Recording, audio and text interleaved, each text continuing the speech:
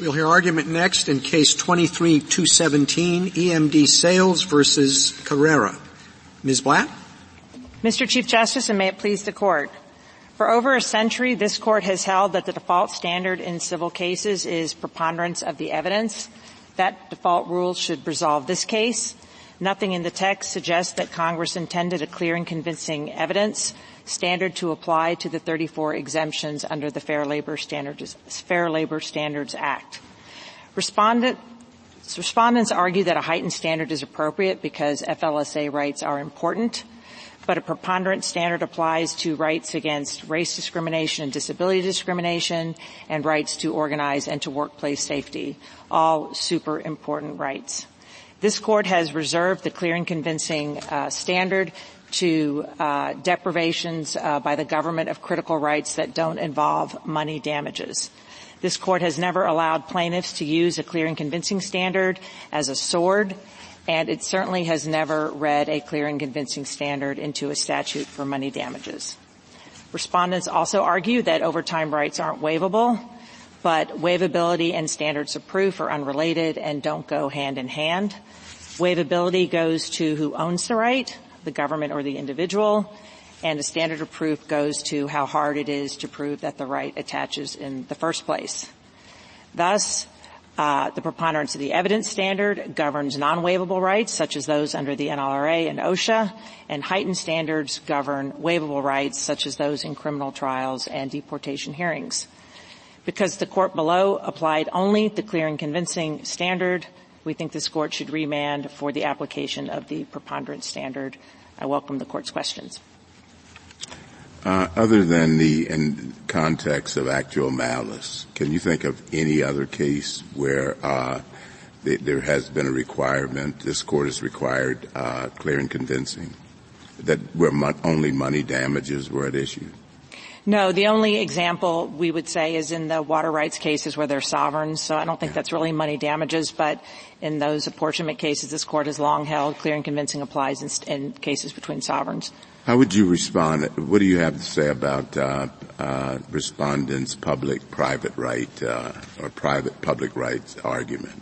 Sure, a couple things. I mean, I do think a public nature goes to the waivability, and as my opening talked about, that's a distinct issue in terms of standard of proof. But more importantly, the public has an equal interest in the accurate implementation of the Act, and this Court in Encino said the exemptions are equally a part of the statute, and the public has an interest in making sure, if it's more likely than not, an employee doesn't fall within a category and should be exempt, then under a clear and convincing standard, that employee may be required to pay overtime even when the purposes of the statute are not only not invoked, but they're counterproductive because it imposes very unjustified costs, particularly under small businesses.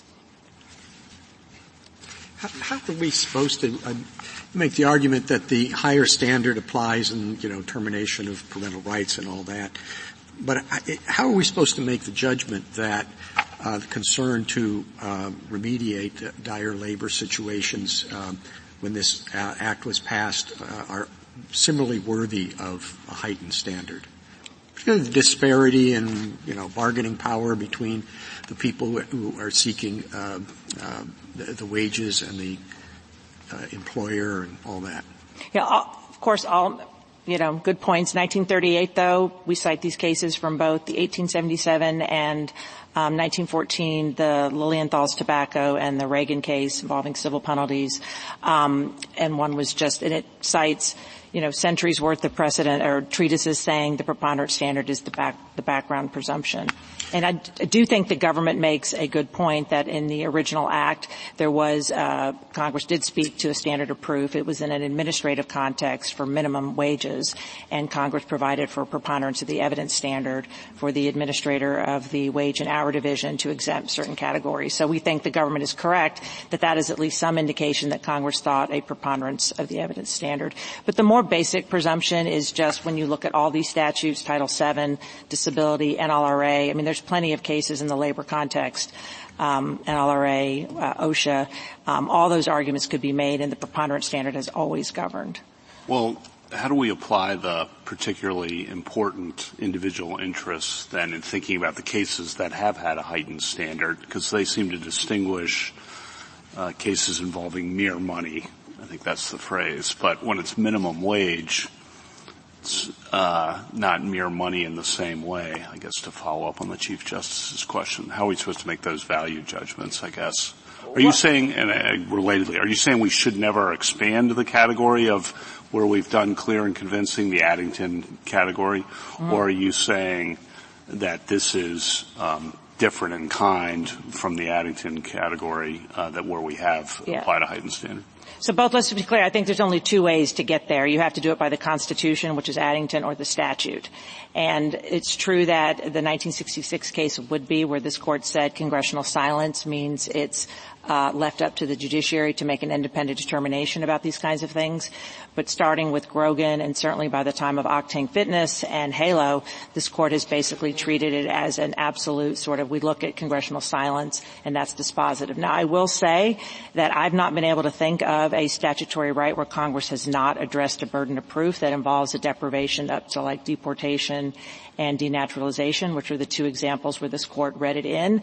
But if this court wanted to leave that open, I don't think you need to do it as a, well, we'll just throw up our hands and do what we want, but more of a background presumption against which Congress legislates. Congress presumably knows in the 40s and 50s you set out a kind of rule that if it was a particularly important deprivation not involving money damages, then the court will read into a clear and convincing evidence. But I do think it is a question of congressional intent ultimately. And again, I have not been able to think of an example, and I think it is significant that Congress has both codified, superseded, and overruled the deportation and denaturalization context. Congress went in and, very carefully said when it wanted clear and convincing in deportation, overruled it in the denaturalization. It's hard for me to think of a case involving a deprivation of an interest that comes close to the Constitution, like the, civil commitment or right to your children, that doesn't involve money damages. And I don't think it would be right to go down to overtime, which I think involves highly compensated employees, and to go down this road of, well, how important is race discrimination as opposed to sex discrimination or religious discrimination, and start saying these are semi-fundamental rights too. And Price Waterhouse already put this to bed and said we're going to have preponderance of the evidence standard. Can I just ask a practical question? You ask us to vacate and remand. The SG wants us to reverse, which usually suggests to me that they think the judgment below can't be sustained under any reading. And the other side says, regardless of the standard, affirm. Our practice is to remand. But what outcome could a different standard of proof have on the factual findings in this case? So let me address just sort of I don't think at least we intended any difference between vacature and reversal. We just copied what the court did in the Starbucks case because it involved a similar misapplication. So we just took identically what you said in your opinion. I don't think the government, so I think the government and we both just think send it back. In terms of no. Well, I don't disagree. Just for a moment, I do think the other side says this was harmless error. Of course. All right. So I don't think we should get into that. The court below should. But I'm asking you, why isn't it harmless error? Right. Yeah. So we think there's more than ample evidence for the court to find and will find below by preponderance of the evidence. And the main reason, and the regulation is cited at page 43A of the PET app, that whether your primary duty is one of making sales, this is an outside salesman, it's not the time spent, but it's the most important, i.e. the character, and time spent is one factor but not dispositive. And the four things that we would point to, and I think again the evidence is great for us. One, it's the testimony of the CEO, which is that just when she started the business, your job is to make sales, is to push that inventory and to increase the product. And second, there were 3 salesmen that said that the sky was the limit for them and their ability to make sales at chain stores, and they lost track. Third, there was testimony of the Walmart former buyer for sauces and dressings, and either he or she, I can't remember, said that planograms, which are basically your floor plans for your inventory shelf, that those were honored in the breach. It's true that the Safeway and Giant people said we can't control where we put the food, but the Walmart person said, listen, sometimes we let them, sell us more tortillas or whatever they were selling and get more space. And finally, and the fourth one, and I think it is important, at least to our client, in terms of common sense, they are called sales representatives, and the collective bargaining unit designated them as such, and nobody complained about overtime. So this was a, long-standing provision in the CBA. So I think all of those things would lead to a sufficient basis. And the only way this court could find harmless error, of course, would be to find that no reasonable fact finder could find by preponderance of the evidence. On the last issue you raised, which was the collective bargaining issue, this right of overtime is not waivable by an employee, correct? Correct. But you're not using it in that sense. You're no, using not it at all. in the sense of what they perceived as the most important part of their function. Absolutely correct. That it was just the union, and they were paid on a commission basis that necessarily wasn't based on new sales. So this is more completely atmospherically inconsistent with their title, not in any way binding. Thank you.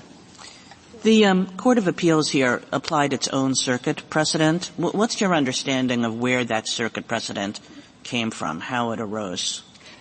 I mean, it arose a long time ago relying on a 10th Circuit precedent. And to be fair to the 4th Circuit, the 10th Circuit did say in that decision, it was talking about who had the burden, but it did say the employer would have to put clear and affirmative proof forward. But then later the 10th Circuit said, but what we meant by that was not clear and convincing evidence. We were just, we weren't supposed to take us literally. We just meant you have the burden is on the employer, but it's just a preponderance of the evidence. And the 4th Circuit just never deviated from it. They have been asked twice en banc to overrule it, and they've declined twice to overrule it. But it relied only on the 10th Circuit opinion, Correct. Not on our cases? Correct. Yeah. Just the 10th Circuit. No, and I don't think, again, we tried en banc, and I don't think the 4th Circuit has ever articulated a rule. And it is somewhat noteworthy that they've only applied it. I mean, they're doing it in the overtime case, too, which seems, the least policy basis for it. And the only other thing I just want to say on the preponderance of the evidence is the district court said, just in the connection of the hearing, there's a lot to be said on the liability question. Obviously a throwaway. The district court's going to make its own independent decision on remand. But we don't think there's anything that could be said where this court, sitting as 9 members, would find that no reasonable fact finder could conclude that a preponderance of the evidence wasn't satisfied. Can I ask you, you started off by saying that the default standard of proof was the preponderance of the evidence standard, and that it's a matter of congressional intent. And so I guess the question is, how clear was it as of 1938 when the FSLA was passed that preponderance of the evidence was the standard of proof as a default? Many of the cases that are cited are actually post-1938 cases. So what's the best evidence that Congress was actually legislating against the preponderance of the evidence standard? In that footnote, too, where we list all the cases, there are only 2 cases, to be sure, that were pre-1938. It's the Lilienthal's tobacco from 1877, I think, and United States v. Reagan, which is 1914. But that case is a civil penalties case, and it was basically saying even though if hit with these civil penalties, you could be subject to a criminal law, preponderance of the evidence standard applies. Now, in Reagan, what the court did was not only cite treatises, but it canvassed state law and federal cases.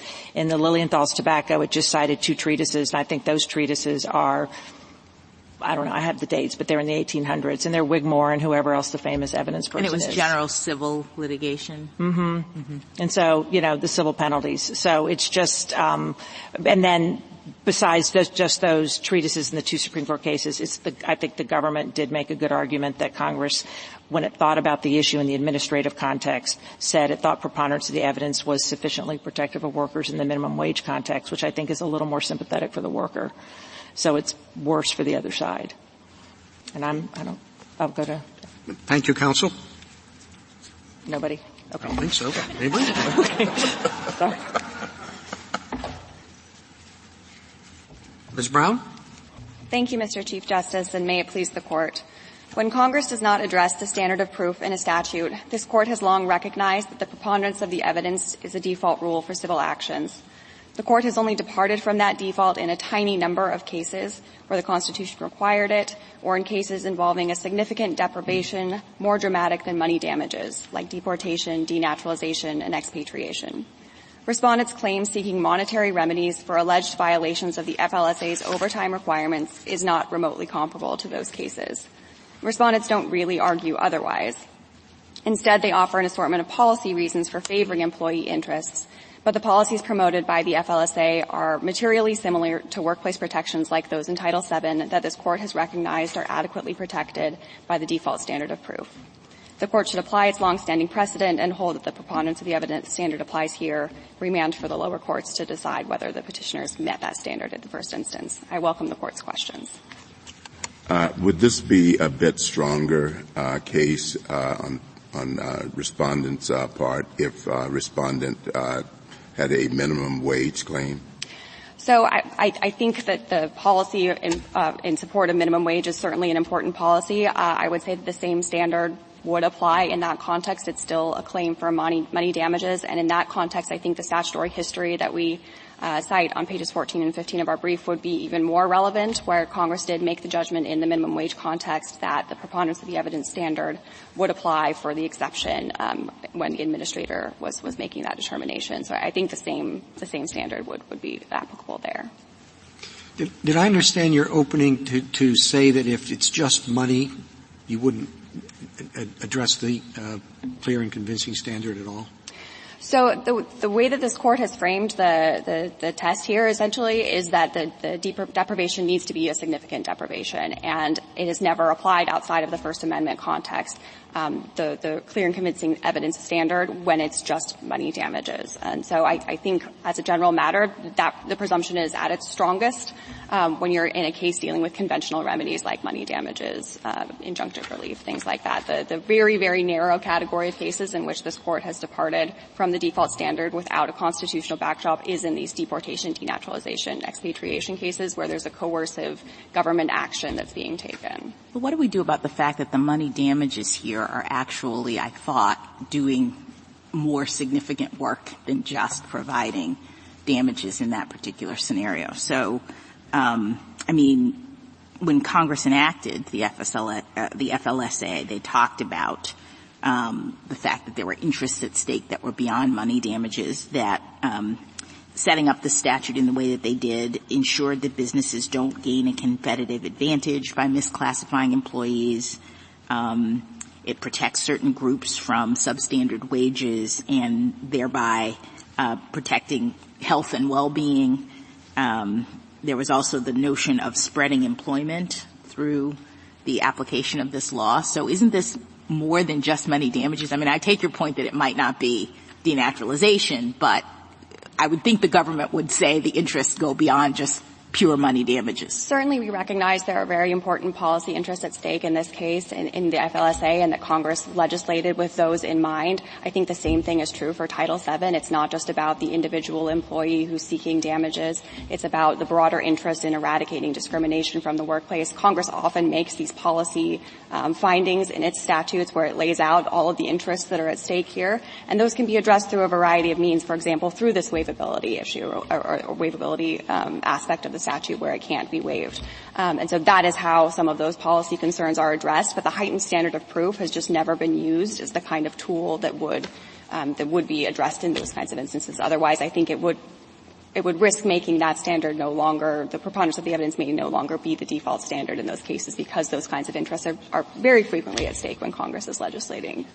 I wanted to just make a couple of points if there are no further questions on that. The respondents have asserted the variety of reasons to depart from the default here, and the Court has never accepted those kinds of reasons in cases dealing with conventional remedies. And I think it's important here to note that no court has actually accepted them, because the Fourth Circuit here, as Ms. Blatt already discussed, did not actually come up with any reasoned basis for the decision. It misconstrued this earlier precedent, but it never tried to reconcile the heightened standard of proof with the Court's precedents here and with the very narrow set of circumstances in which the Court has suggested that it would be appropriate.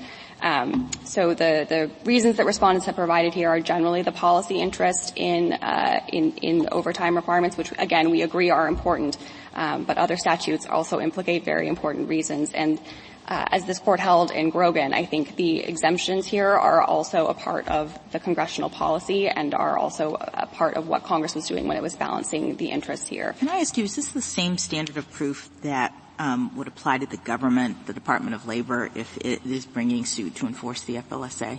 Yes, it's the same standard of proof. And it's the same standard that the Department of Labor applies in its own administrative proceedings? So the Department of Labor enforces this statute through district court litigation, so it would always be the same standard. OPM, there are other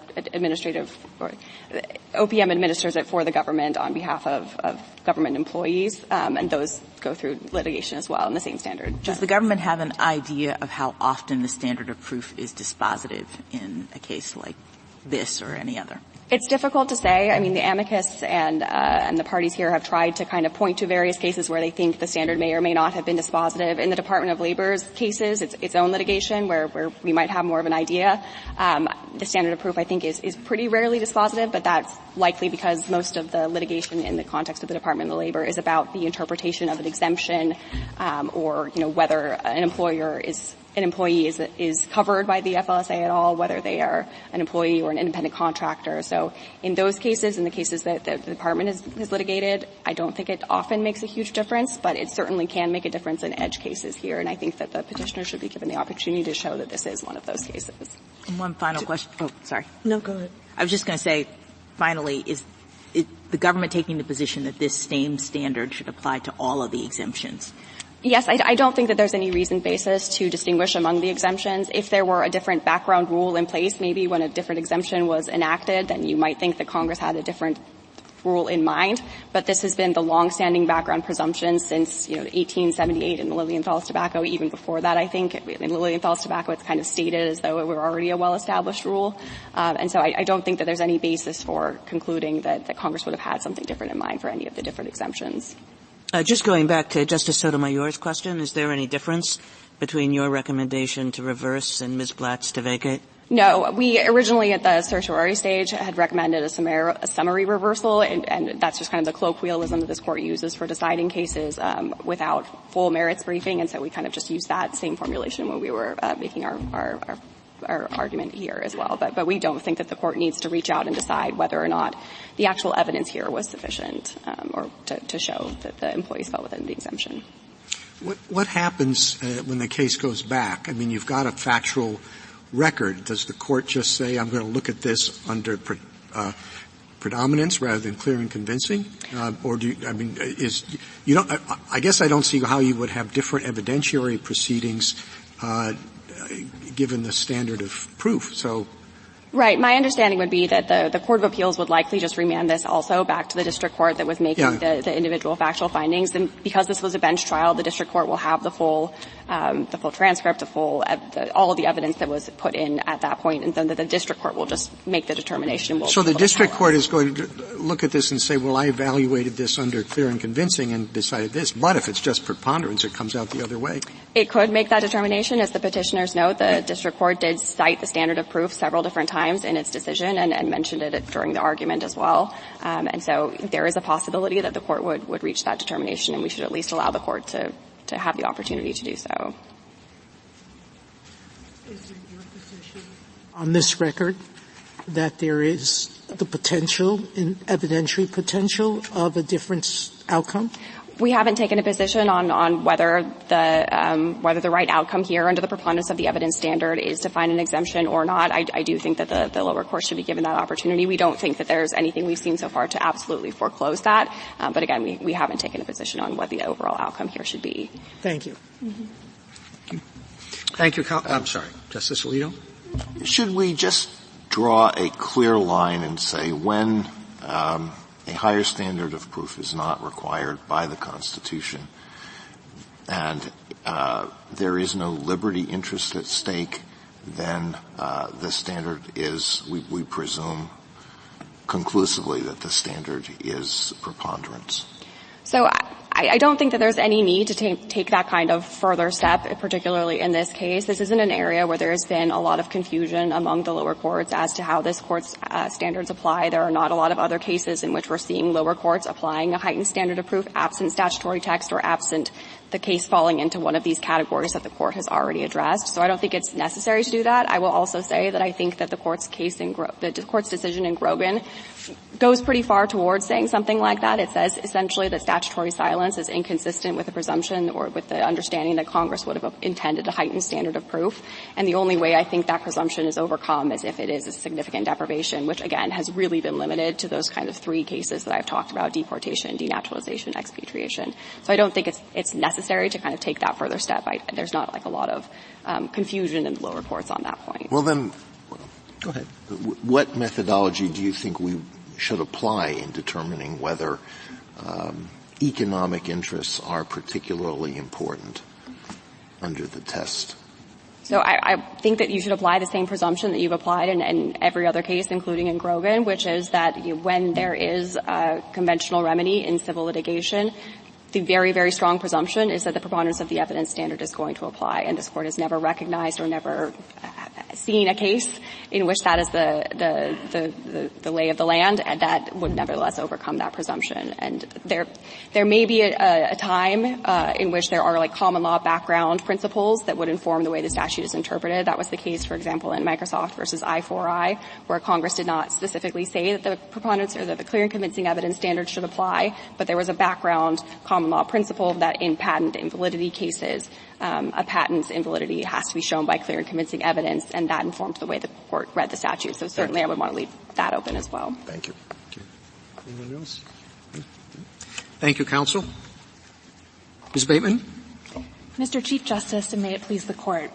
When neither the Constitution nor any statute sets a standard of proof to govern a particular factual determination, the degree of proof required for any given claim or defense is a question traditionally left to the judiciary. Here, application of the clear and convincing standard of proof is necessary to carry out the explicit public purpose of the Fair Labor Standards Act. Section 202B of the Act declares that it is designed to eliminate, as rapidly as practicable, labor conditions that fall below a minimum standard of living. The preponderance of the evidence standard falls short of that purpose because it allocates the risk of factual error equally between employers and workers. But the FLSA is not your typical civil statute where only individual monetary damages are at stake, and so as far as the public is concerned, the interests of plaintiff and defendant are in equipoise. Instead, it's a statute that protects both the worker's right to a fair day's pay for a fair day's work, but also the public's right to an economic system that doesn't depend on and inexorably lead to the impoverishment and immiseration of the American worker. Congress implicitly recognized in Section 202B that the social disutility of a factual error that deprives a worker of minimum wages or overtime to which he is entitled is greater than the social disutility of imposing those costs on the employer. And that lopsided disutility analysis, under principles long recognized by this Court, calls for requiring the employer to prove an exemption clearly and convincingly. It's also appropriate because employers are likely to possess and control evidence relevant to these kinds of factual determinations. And employers can and sometimes do manipulate evidence in their favor, such as job descriptions or titles. Unchecked, these factors lead to disproportionate errors of fact-finding in favor of employers. Thus, it's sensible to insist that where an employer seeks to prove that an employee is exempt from these protections, the employer must do so clearly and convincingly. I welcome the Court's questions. What is the standard in discrimination cases? You're right, Your Honor. It is a preponderance of the evidence standard. So why should FLSA be treated more advantageously than the discrimination cases? I think the key difference between the FLSA and Title VII is waivability. And Title VII vindicates certainly extremely important rights, but although Title VII vindicates a public interest, it doesn't expressly create a public right separate and independent from the right that accrues to the individual. And I think an example might be illustrative here. An individual can feel free to sign a severance agreement saying, I agree to waive any Title VII claims that might have accrued during the course of my employment for $50. By contrast, this Court has said that private waivers of FLSA back wages or liquidated damages would, and I quote, nullify the purposes of the Act. So you cannot waive or compromise those claims unless there's a bona fide dispute as to the amount owed. So if an employer were to do the same thing in the FLSA context and say that he would settle his claims for $50 and it was later found that the employee was owed $100 of back wages, that waiver just wouldn't be operable. The Department of Labor or the employee could still pursue that remaining $50 in litigation. The petitioner in her brief says that this Court has never permitted plaintiffs to use the clear and convincing standard as a sword against defendants. Is that right? I think I suggest that the premise of the statement might be inaccurate, because here, FLSA exemptions are only even arguably applicable at the point where a fact finder has already determined that the employee has proven his or her prima facie case. So at that point, there's already a right vested in the employee for back wages or overtime pay to which he or she is entitled. How does that address the question of using the clear and convincing standard as a sword for defendants? I missed the connection. Sorry, Your Honor. I think that my point is merely that at the point at which the right vests in the employee, the standard would be used as a shield to prevent an erroneous deprivation of the right that had already accrued to the employee. So I'm discerning a methodological difference between the two of you that I'd like to ask about. Petitioner said that the standard of proof question is ultimately a matter of congressional intent.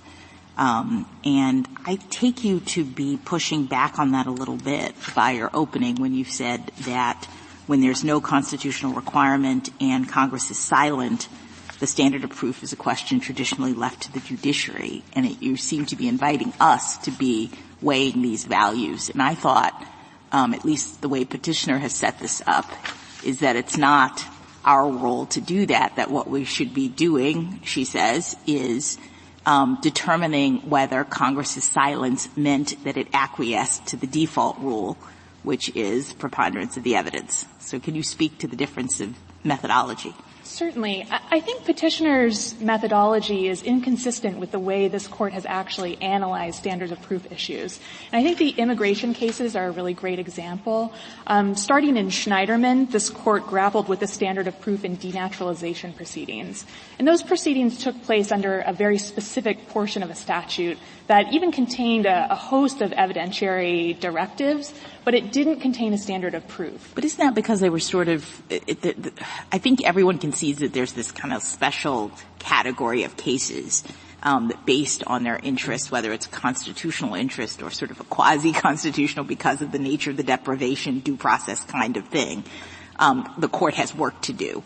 But I thought we sort of got rid of that at the top by sort of assessing this not as being in one of those categories. And so then the question becomes, how does the Court treat it? Well, I think, again, the immigration cases are a good example. And I take Your Honor's point that perhaps there's a quasi-constitutional interest at play, but that interest is never articulated by the Court in Schneiderman or in Wood. But what do you do with Grogan? I mean, I thought from then on the sort of way in which we thought about this was, there's no constitutional interest here. Congress didn't speak to it.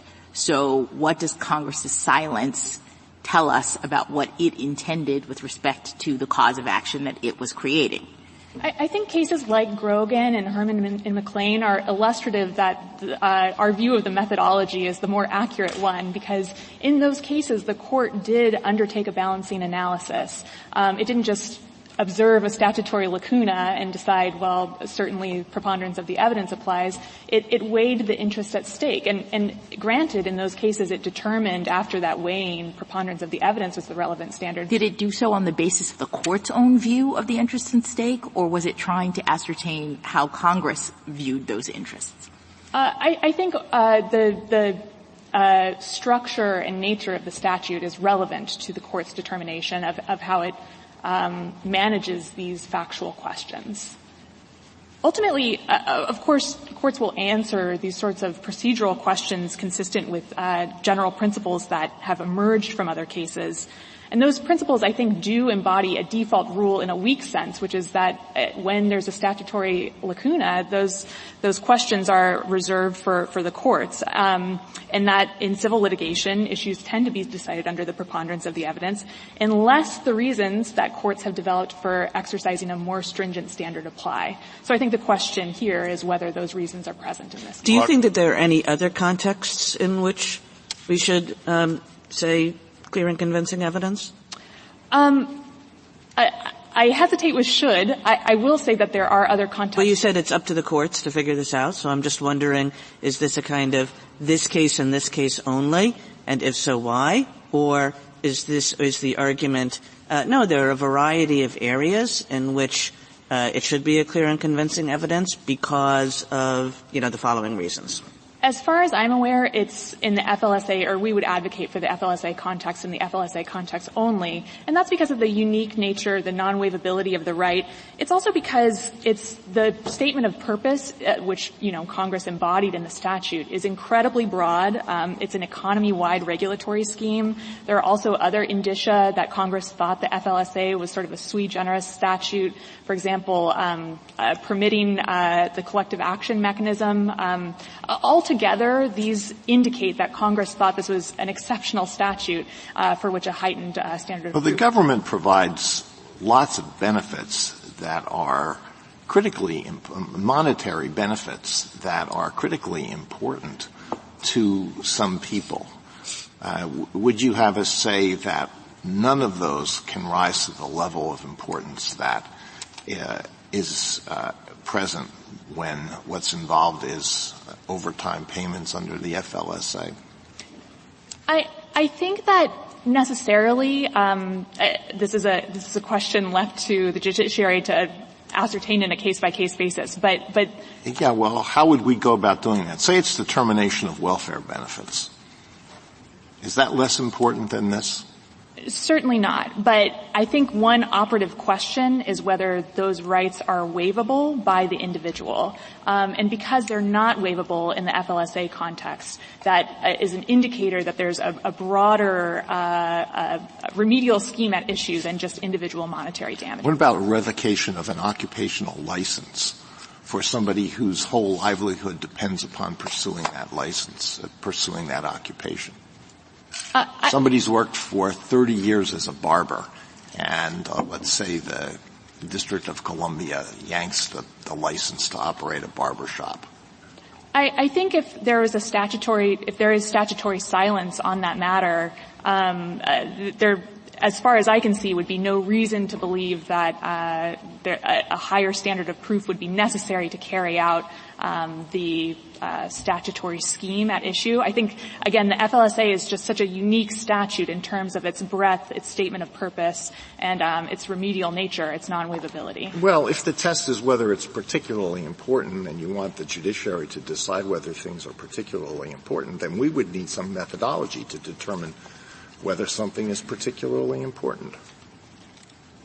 Yes, Your Honor. I think that's right. I think this Court can adhere to the standards that it's developed in previous cases and determine that, a right is particularly important where it implicates not just individual monetary damages. Well, but I think it's the same point Justice Alito was making, but the Clean Water Act, right? There's a big statement of purposes there. It's necessary to preserve life, and everything else. And so if you're suing somebody under that, why aren't they put to, the polluter, a higher standard of proof to prove that they're not polluting the environment. They're not endangering people's lives and through their emissions. Again, I would say if Congress hasn't spoken as to the evidentiary standard of proof, then the Court has to determine, using a host of factors, including the importance of the right, what the operative standard of proof ought to be. It's really a question of judicial administration, and because here the right is non-waivable, that suggests that Congress did believe that this is not your mine-run civil litigation type case where only individual monetary damages are at stake. So could you say a little bit more about non-waivability? Because that is the one thing that you have that seems, on your account, to make the FLSA different from a variety of other things that we could think of. I mean, is that right? Are there really no other non-waivability rules of the same kind? And if so, where did this one come from? Why does it exist? I think yes, it is unique, and I think it exists because of this Court's jurisprudence interpreting the Fair Labor Standards Act, going back to Brooklyn Savings Bank, where it's such an important right to preserving. We created it, not particularly based on any statutory language. Well, I think this Court was fairly interpreting the statutory language in the Fair Labor Standards Act when it reached this determination that to waive any portion of it would nullify the purposes of the Act. And I think that goes back to the public rights that are enshrined in the Act. Of course, the minimum wage is designed to eliminate, substandard conditions for the individual, but it's also designed to eliminate the competitive advantage enjoyed by goods produced under substandard conditions. So that's sort of the public valence of the minimum wage provision. In terms of the overtime provision, it's not just meant to protect the individual from the evil of overwork, but also designed to increase overall employment by widening the distribution of work. And both of these provisions really only work if they're adopted economy-wide. Otherwise, it permits bad actors to enjoy competitive advantage, and it disadvantages good companies who wish to adhere to the regulations. Thank you, counsel. Thank you. Rebuttal, Ms. Blatt. Thank you, Mr. Chief Justice. Just one thing on the sort of the balance for workers. I just wanted to point out, Justice Jackson, the FLSA does provide for liquidated damages as the norm. So at least in that sense, the employees do get double damages when there's a finding of liability. And at page 26A, the district court says that's the norm. So in addition to things like non-waivability, there's liquidated damages. Mr. Chief Justice, we think it should be the same record. The court already heard all this. We think the court can look at it just based on it. In terms of waivability, we cited in our brief and in my opening the NLRA and OSHA rights aren't waivable. The NLRB certainly thinks those rights are not waivable, and so does OSHA. Those are both workplace rights. And I just cited in the brief the workplace ones when there's throughout the U.S. Code non-waivable rights. But we could talk endless about Article 3. I don't think that's waivable either. And we could talk about who's public and why that's in there, but all kinds of separation of powers issues. No one thinks that we start importing burdens of proof into Article 3 rights. And then just on the bit about sort of the policies of the Act after Encino, half the statute is the exemptions, and by definition, if it's more likely than not that an employee is exempt, that means the nature of the employment is such that the employer can't hire more workers, because if there's a salesman or a manager or an administrator, they have certain routes, certain sales representatives, and what happens is the employer will just pay the overtime, and ultimately, especially for small businesses operating at the margin, you're just talking about laying off workers. And thank you. Thank you, counsel. The case is submitted.